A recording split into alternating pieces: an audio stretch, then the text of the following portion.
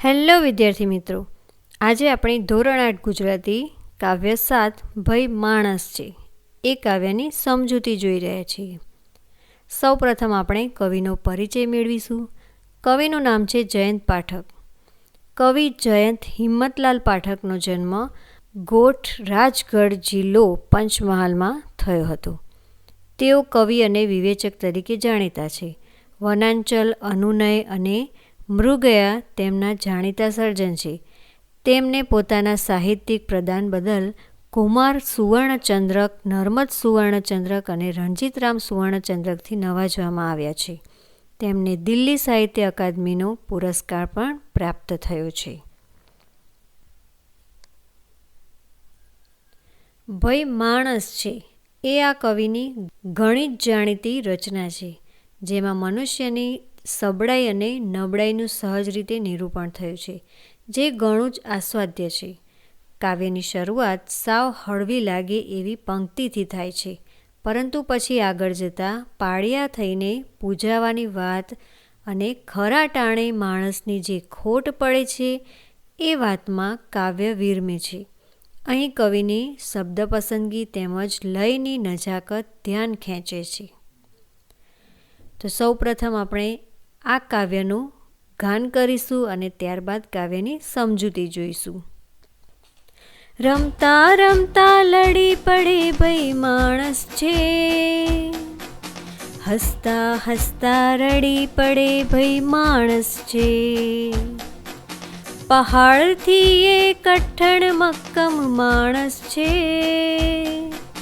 દડ દડ દડ દડ દડી પડે ભઈ માણસ છે. ચંદર પર ચાલે ચપ ચપ માણસ છે, ને બે ડગલે ખડી પડે ભઈ માણસ છે. સૂર્યવંશીનો પ્રતાપ એનો માણસ છે, ભર બપોરે ઢળી પડે ભઈ માણસ છે. પૂજાવા જટ થયા પાળિયા માણસ છે, ટાણે ખોટ્યું પડી પડી ભઈ માણસ છે. રમતા રમતા લડી પડે ભઈ માણસ છે, હસતા હસતા રડી પડે ભઈ માણસ છે.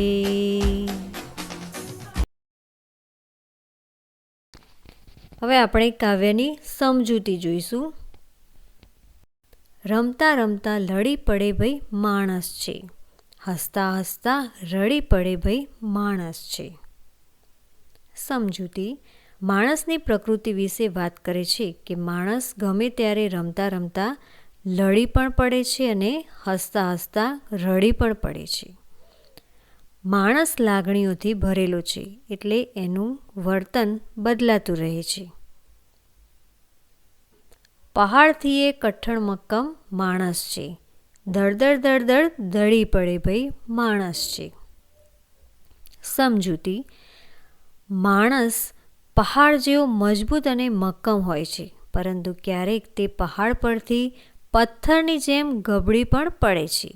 જીવનમાં ગમે તેવી મુશ્કેલી આવે પણ માણસ હિંમત હારતો નથી, પરંતુ ક્યારેક પરિસ્થિતિ સામે લાચાર બની જાય છે.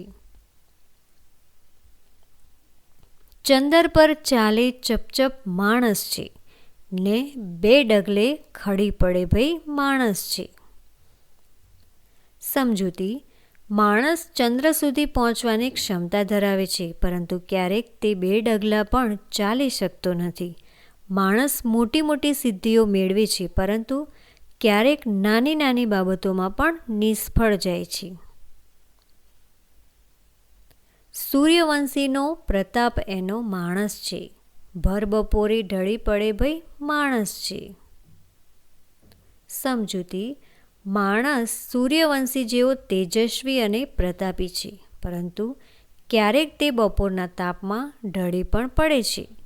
માણસમાં અસીમ શક્તિ છે, પરંતુ ક્યારેક તે થાકી પણ જાય છે. પૂજાવા જટ થયા પાળિયા માણસ છે, ટાણે ખોટ્યું પડી પડી ભઈ માણસ છે. સમજૂતી માણસ મૃત્યુ પછી દેવ બનીને પૂજાય છે, પરંતુ જીવતો હોય ત્યારે તેની કદર થતી નથી. જ્યારે માણસની જરૂર હોય ત્યારે તે ન મળે અને તેની ખોટ સાલે છે. શબ્દાર્થ: મક્કમ એટલે દ્રઢ, પ્રતાપ પ્રભાવ, કઠણ મક્કમ, ચંદર ચંદ્ર, જટ તરત, ટાણું સમય વખત. શબ્દ સમૂહ માટે એક શબ્દ આપો. સ્મારક તરીકે ઊભી કરેલી ખાંભી, પાળીઓ.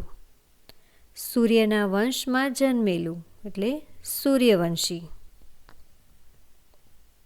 તો અહીં આપણે આ કાવ્યની સમજૂતી પૂર્ણ કરી. સ્વાધ્યાયના પ્રશ્નો આપણે બીજા ભાગમાં જોઈશું.